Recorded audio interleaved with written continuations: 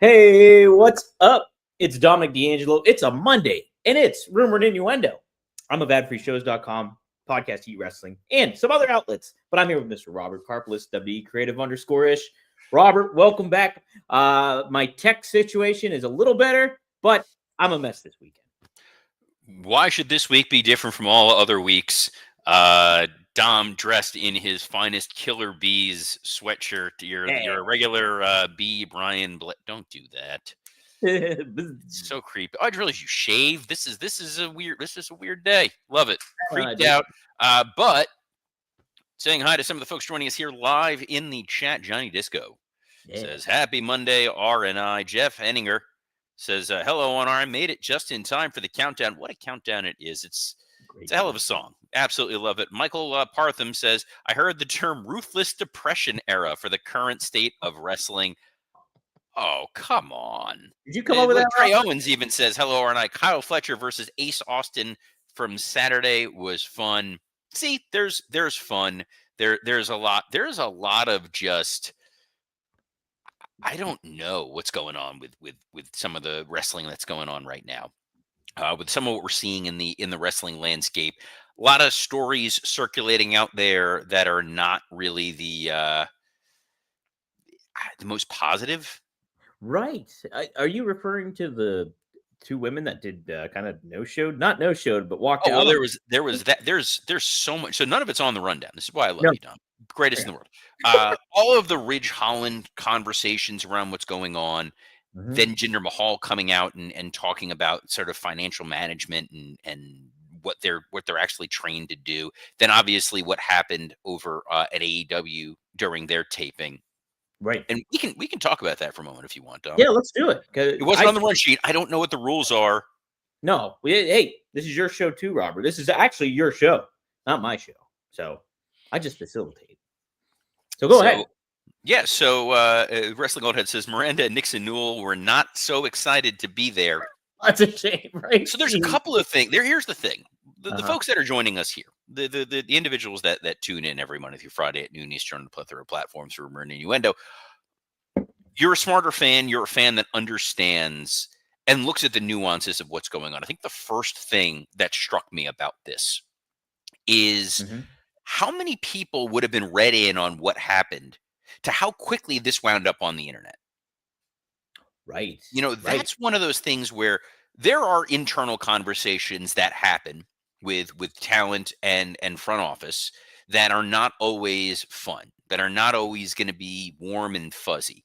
And the hope is that those are going to stay within the confines of the house. And the fact that it was out there so quickly with so many different versions of it. There was one version that they were complaining that they were going to be losing. There was one version where they were complaining that they didn't like how much time they got. Who is it that's quickly leaking this out to the internet? A long time ago, this happened in certain instances with certain well-placed spies. And I'm not going to say who they are, Daddy. That may have been some of those spies that were floating things out there, but it's always sort of self-serving. I can understand, in general, Nixon Newell's argument that was put out there as a talent.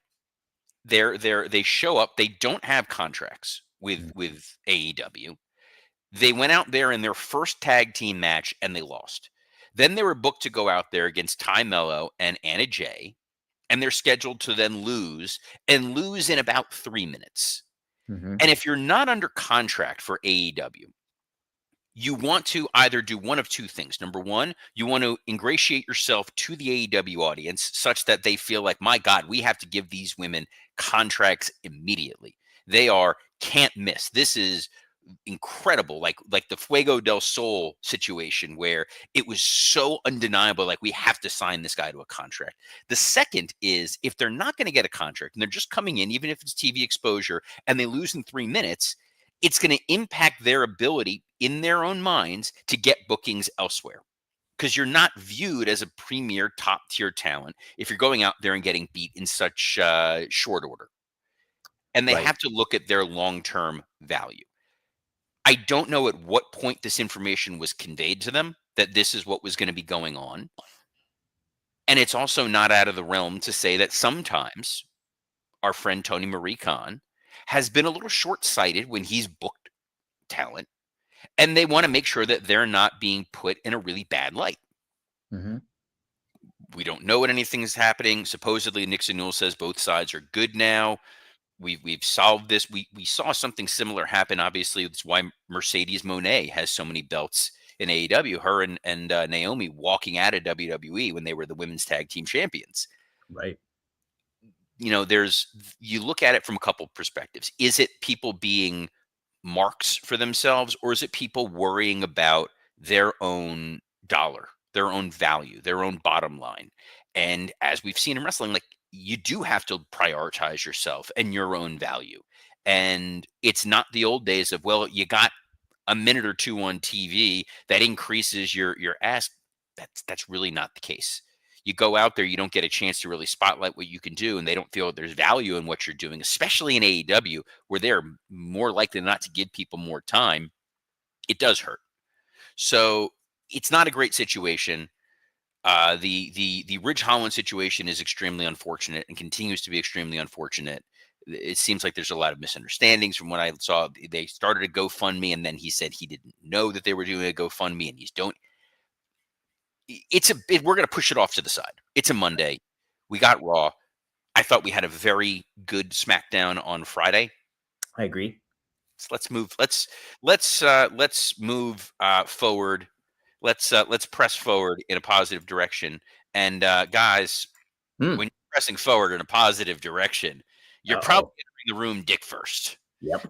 Chew isn't just a tablet, it's a cheat code for your crotch. Stronger, harder, and longer lasting, like someone gave your downstairs a pep talk and a gym membership. Blue Chew is the original brand offering chewable tablets for better sex. This isn't about performance, it's about your legacy. And we've got a special deal for our listeners. As always, get your first month of Blue Chew free. Just use our promo code RUMOR at checkout. Pay $5 shipping. That's it. Join Blue Chew's mission to upgrade humanity one thrust at a time. Head to BlueChew.com for more details and important safety information. And we thank Blue Chew for sponsoring this episode of Rumor and Innuendo. I will say, someone I know used Blue Chew, used our promo code. What? They're very happy with the results. That's as detailed as I'm comfortable getting, because I don't want to know this information from people, even if they're friends of mine. Yeah, I wouldn't want people to tell me that, even if they did use it. But Look, it's one of the things you want to be happy for them. yes, Keep it in the house. It's not an open challenge, but where there was an open challenge was this past Friday on SmackDown. yes, Ilya Dragunov had an open challenge, and it was coming from Tommaso Ciampa, but he decided to play a little mind games with the DIY duo, and took on Johnny Wrestling, aka Johnny Gargano. Fun match, Robert. I love the finish. H-bomb, probably my favorite finisher in wrestling right now. It's a cool looking finisher. It's unique. You're bought in that it works. Mm-hmm. It does kind of feel like if you're laying on your back and someone jumped on top of you and just cracked you in the face, that you're probably not getting up for 3 seconds. I also love that this is the continuation of why this US Open Challenge is so great, because you're able to move so many different storylines forward. Mm-hmm. You got a Johnny Gargano singles match on TV, and that wasn't even the end of the story. It was now you want to see Ilya Dragunov versus Tommaso Ciampa. Absolutely. They're building up that you want to see this match, on top of which it's the fulcrum to get a DIY Fraxium feud going, while at the same time reminding people that they're all supposed to be banding together and united going against the Wyatts, who are pursuing the MFTs, including Tama Tonga, who's hunting down Ilya Dragunov. Yes. This is like that. This is the Charlie the Charlie Day graphic behind you with the cork board with all the strings. Yes. I like it. I like it quite a bit. I do too, Robert. Did you? No, go ahead. You getting some weird Dom internet issues there? I'm okay for now. Yeah. Well, good. Let's not go that far. Yeah.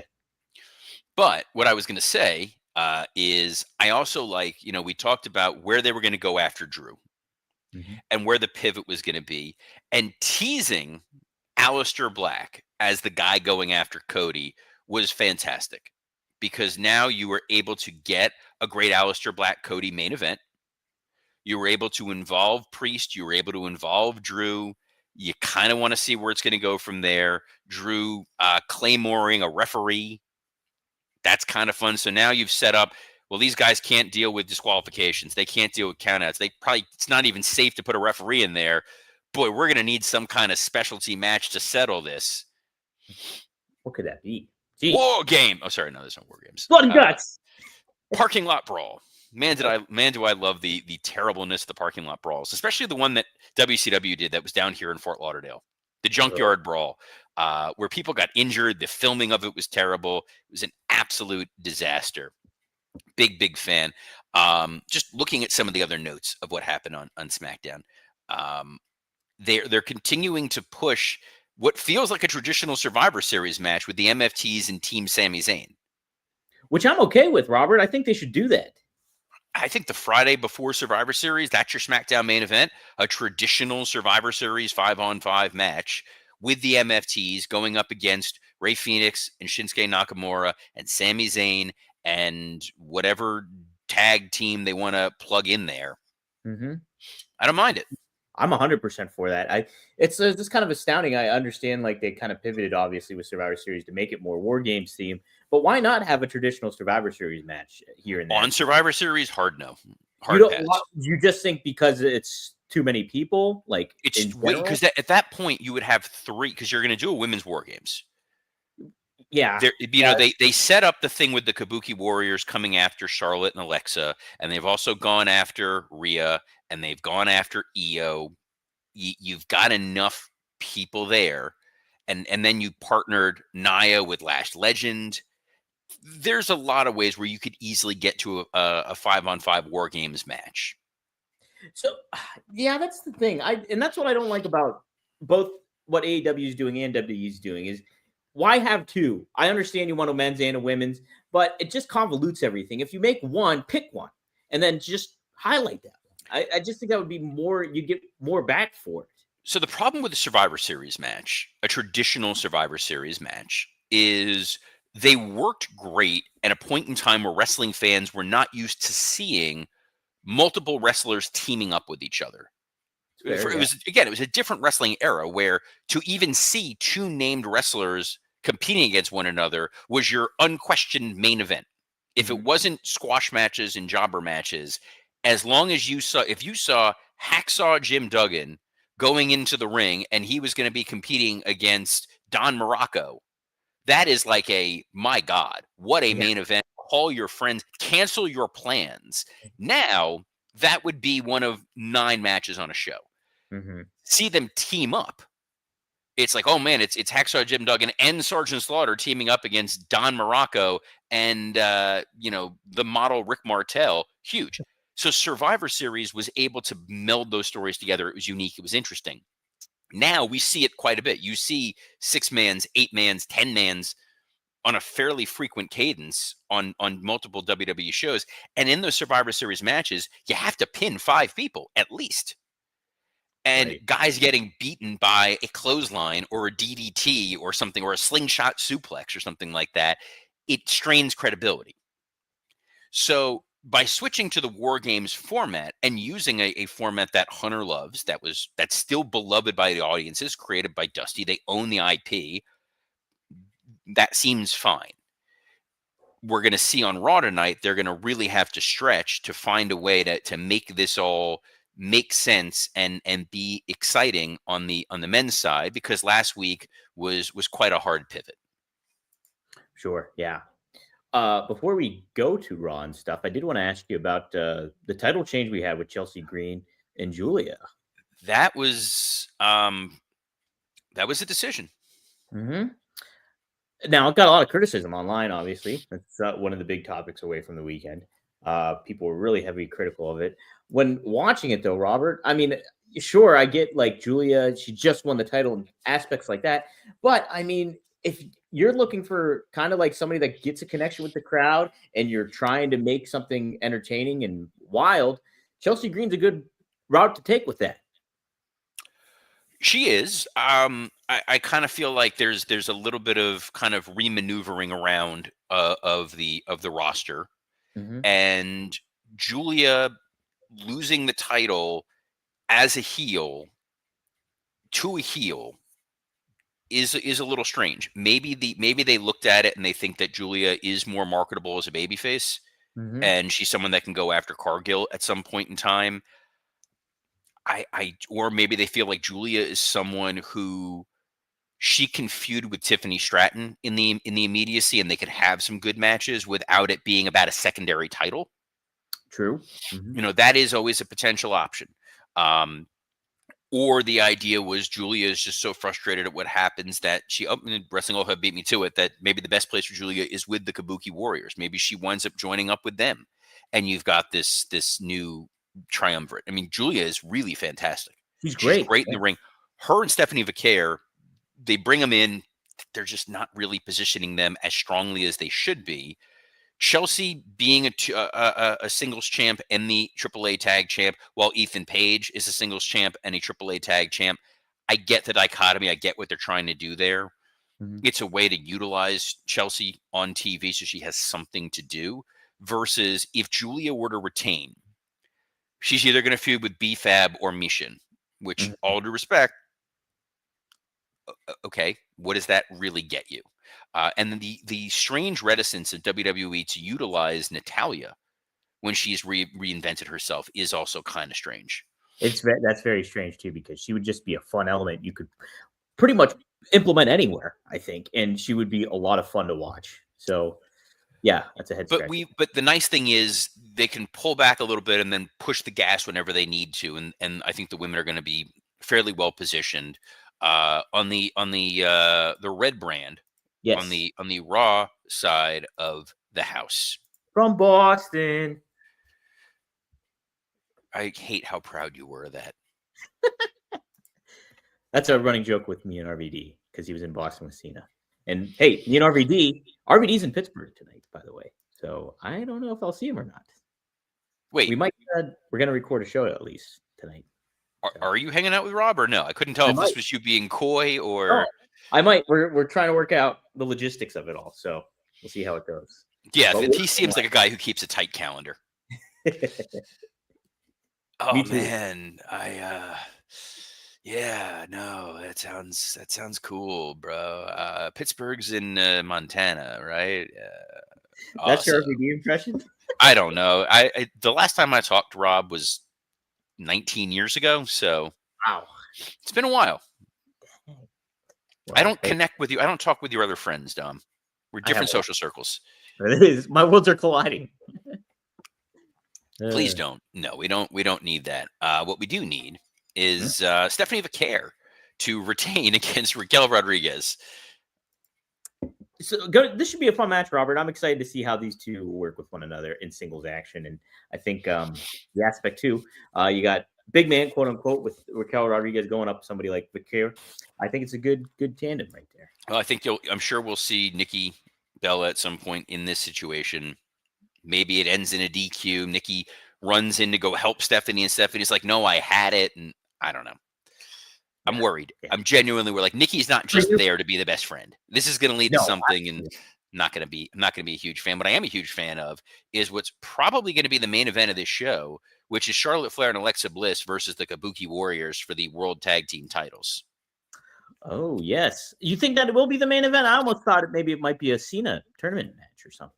No, I think my guess, my hunch, my thought is that this is probably what's going to lead to the women's war game situation. Okay. You got a lot of people who are very angry with the Kabuki Warriors. I don't see them changing the titles tonight, just No. because it's a possibility, but I would be surprised going into Survivor Series if we change the titles so quickly. Taking the titles off of Charlotte and Alexa for Charlotte to be the one to go after Jade, because they did kind of tease that, makes sense, but it does seem to be working right now. Charlotte and Alexa, I wouldn't give up on it just yet. I think there's a way where you could do a non-finish here. Everybody comes running out, chaos abound, and we'll see. Yeah, yeah. I think, and you got plenty of chaos ready for it too. Jade Cargill, Lash Legend being involved, plus Bailey and Lyra Valkyria. Where do they come into play here? I think, yeah, a lot of elements you can do with this one, I think, as well. Speaking of the Cena tournament, We do have first round matchup. It's Damian Priest taking on Rusev. What was that We have name? Rusev, Rusev? Rusev, Rusev. Rusev, Rusev. Rusev. He's only been, back for like 7-8 months. Let's Miro, learn. Miro, Miro? Who? Who the hell's huh? Miro? Never heard of Miro. Would have remembered a Miro. I think he wore a Mickey Mouse shirt once. His game is over. But look, Priest and Rusev are going to beat the holy hell out of each other. It's going to be a lot of fun. And again, much like a lot of these other matches on here, there's a lot of outside elements floating around. We saw Aleister Black, who clearly has issues with Damian Priest. You still have Drew, who's got issues with Damian Priest, which could bring in Cody. And on the Rusev side, you've got the Los Grande Americanos, who seem to be thorns in his side. So then there's always the Penta possibility. A lot of fun potential, or they just go straight up and we get a pin, and who the hell knows? You just don't know. I don't. This is kind of funny. I don't intend that this is the way it's going to go, but partnering Aleister Black with Rusev as the guys who were just so egregiously wronged by AEW, it's kind of funny. They were too, man. And even just to double back real quick, seeing Aleister Black with Cody was cool again. Like, I liked it. And it just made me just head scratch when it comes to the AEW situation. Well, it kind of just show you, like, when Aleister Black is presented in a main event spotlight, look what he can do. Mm-hmm. And the guy who's really got to be kind of kicking himself right now is Karrion Kross. Yeah. This feels like the Karrion Kross spot. The presentation, the opportunity, the narratives that are being told with it. It all felt like it was kind of ripe for the taking for him. And in ring, I hate to say it, I really like the guy, but we saw with those Sammy matches, it wasn't getting what they really needed. What? It's kind of weird though, Robert, because like Triple H was such a big fan of his back in NXT, and like there seemed just so much potential. Where did this all just falter off? Like, that's kind of where I just get confused at, because obviously Vince did what he did with him, and then he got released, and then he came back. But I mean, he came back in a big way. You like Gladiator movies? Well, part of it, I think, was they brought him back at a time where there was a lot of shifts and changes going on. They brought him back and they put him into this stable, with the Authors of Pain, and they never gave them a real identity. They never really gave them a chance to succeed. I honestly think it seems like Kross got called up probably a little earlier than he should have in the first place. So you couldn't put him back in NXT. Yeah, true. I agree. If they could have, I think they absolutely would have moved him back to NXT and let him regain his footing a little bit and relearn what it is that WWE wants him to do. Because I don't think that it's a lack of talent with him. No, I really do think it's just a matter of making those little adjustments and refinements and getting him where he needs to be, rather than rushing a guy on TV for the sake of new because it's new. Right. And maybe too, him just going off, this might be the best thing for him, like to kind of just, sharpen the edges and stuff like that, so to speak. But yeah, but in the meantime, Aleister Black is a guy who never got that real opportunity the first go round in WWE, and was obviously frustrated. And then you put him in there with Cody, and it felt like an earned main event spot. It felt like, yeah, this could be a main event story at some point in time going forward. Not yet, but at some point going forward. The other match we've got is Sheamus versus Shinsuke Nakamura, where you're undoubtedly going to see some Judgment Day interference. Sure, yeah. And the MFTs have a problem with Nakamura. So the potential for, there could be a million run-ins on this show. This could be like a Vince Russo dream, where every match on this show has 9 run-ins, and they would all make sense. It would too. Or how hilarious it would be if nothing of that happened. He was just like, this guy gets pinned, that guy. It's all just straight up 20-minute matches with pins. Right. Love it. That's what it is. Sign me up. Also, Robert, what we have on tap is CM Punk will appear. Obviously, this is after Logan Paul turned his back on him, brass knuckled him. What do you expect from Punk tonight? Well, we got to advance War Games. So Punk's got his issues. It's key. I think it's a chance for him to thank Jey Uso for standing by his side. I never doubted you for a minute. We need clarification on what's going to go on with Division. At what point are we going to see Brock, if Brock really is going to be part of Survivor Series? Like, if that dude is there and he's going to sell some tickets, and this is John Cena's last appearance in Boston, I mean, this is going to be a lot of fun. This is going to be a lot of fun. And then you got to advance War Games. So Punk's got his issues. It's key. I think it's a chance for him to thank Jey Uso for standing by his side. I never doubted you for a minute. We need clarification on what's going to go on with Division. At what point are we going to see Brock, if Brock really is going to be part of Survivor Series? Like, if that dude is there and he's going to sell some tickets, and this is John Cena's last appearance in Boston, Yes. Intriguing. Boy, that I'm still not off the wagon that there's a possibility that John Cena winds up in War Games. Yeah, no, I think that's still a possibility for sure, you know? I think I it corrects a lot of issues, or we're getting close to the last MSG show Mhm. with John. And Right. I was talking with someone. They go, "What do you think they're going to do for that MSG show?" I said, "I wouldn't be surprised if they give us Braun Breaker and Bronson Reed versus CM Punk and John Cena Yeah, you in a mentioned tag that match in the main event." Yeah, I think I said it here as well. Yeah. Maybe this is where you're setting it up. You Mhm. know, you want to get John in with as many people as possible to have that footage, to have those moments where, and this happens quite. There's so many of those stupid listicles, and I Yeah. hate that I know that word that exists, where it's like, "Did you know this guy wrestled this guy?" And you never really connect that, like, oh yeah, they existed in the same timeline. Right. It's so weird. Like I'm reading a book right now about Grover Cleveland Oh. and sorry, not Grover Cleveland, but James Garfield.